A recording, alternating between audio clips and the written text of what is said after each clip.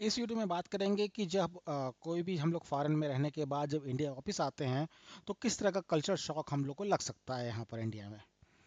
और इसमें किसी भी डिपार्टमेंट या किसी व्यक्ति के बारे में ये दिखाने की कोशिश नहीं की जा रही है कि वो गलत हैं या सही हैं। इसका फैसला आपको करना है।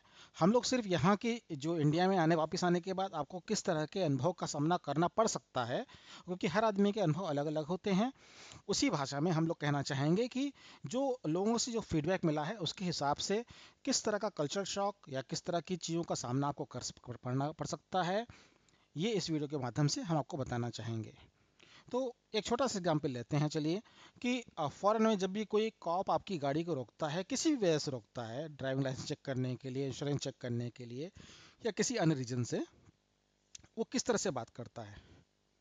अगर उस कॉप ने आपको टिकट भी दिया है तो टिकट देते हुए बोलता है, have a nice day sir. वो यहाँ एक्सपेक्ट मत कीजिएगा आप। यहाँ पर गाड़ी रोकने का ढंग ही दूसरा है। अगर आप बाइक से जा रहे हैं तो बाइक पे दूर से ही डंडा से इशारा किया जाएगा, और अगर आपने बाइक नहीं रोकी तो डंडे से मारा जाएगा आपकी बाइक पे। ये छोटा सा एग्जाम्पल है किस तरह से आपकी गाड़ी रोकी जा सकती है, और कई लोग बहुत अच्छे रंग से रोकते हैं। ये कहने का मतलब नहीं है। तो आइए बात करते हैं किस तरह के कल्चर शॉक से आपको सामना करना पड़ सकता है और किस तरह कल्चर शॉक आप देख सकते हैं।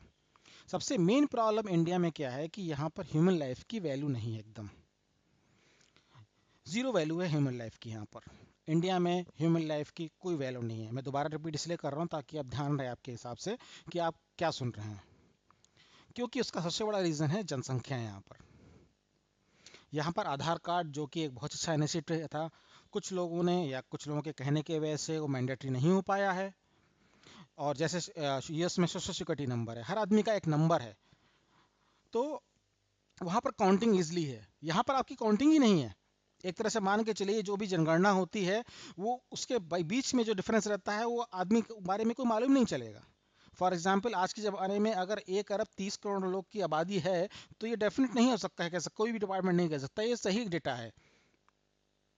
कितने लोग की मृत्यु होती है, कितने लोग का जन्म होता है, कोई भी इसका रिकॉर्ड पूरा का पूरा 100% श्योर नहीं है यहाँ पर इंडिया में।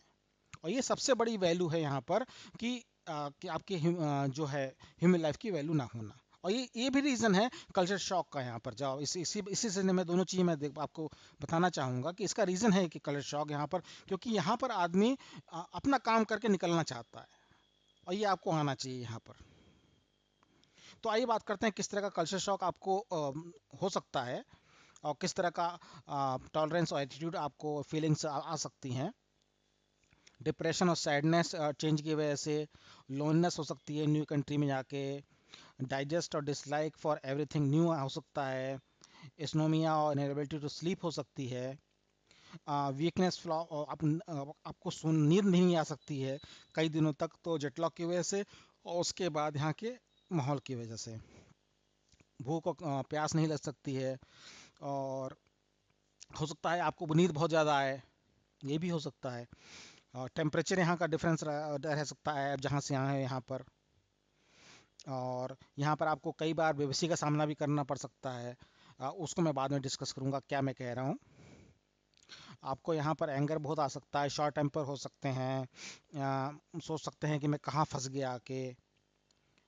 नई सोसाइटी में आपको उठना बैठना पसंद आ सकता है, नहीं भी आ सकता है, दोनों चीज़ें हो सकती हैं। और आपको बार बार याद आएगी वहाँ की कि आप जहाँ से आए हैं, और वहाँ की कुछ ज़्यादा याद आएगी, इसको बार बार आप मिस करेंगे।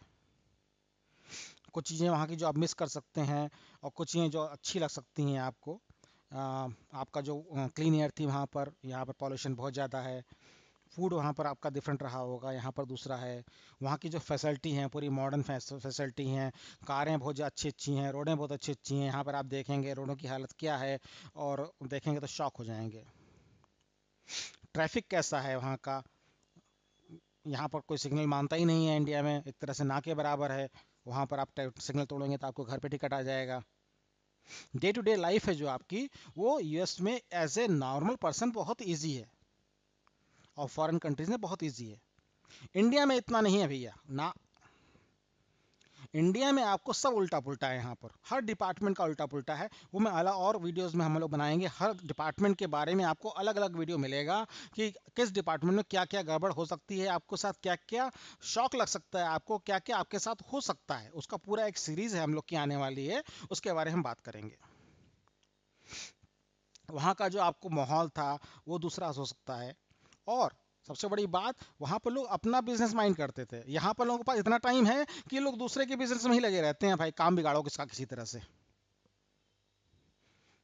और कुछ चीज़ें यहाँ पर आपको अच्छी भी लग सकती हैं, कुछ चीज़ें नहीं भी लग सकती हैं। जैसे यहाँ पर सब लोग अपने बहुत ज़्यादा हरी में रहते हैं, सोशल सर्किल दूसरा है, डिफरेंस दूसरी है, जॉब्स आपको यहाँ पर दूसरा मिलेगा, जैसा वहाँ करते थे वैसा नहीं है।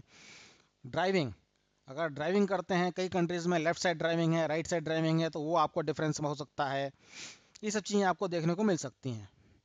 तो आप इंडिया अगर आ रहे हैं और तो इस तरह के कल्चर शॉक के लिए आप तैयार रहिएगा। हमारे आने वाली सीरीज में हम आपको बताएंगे कि किस डिपार्टमेंट में या किस तरह की प्रॉब्लम्स आपको आप फेस करनी पड़ सकती हैं, जो अकेले शॉकिंग होगी कि इस तरह की चीज़ें हो सकती हैं या इस तरह की चीज़ें हो भी सकती हैं किसी के साथ।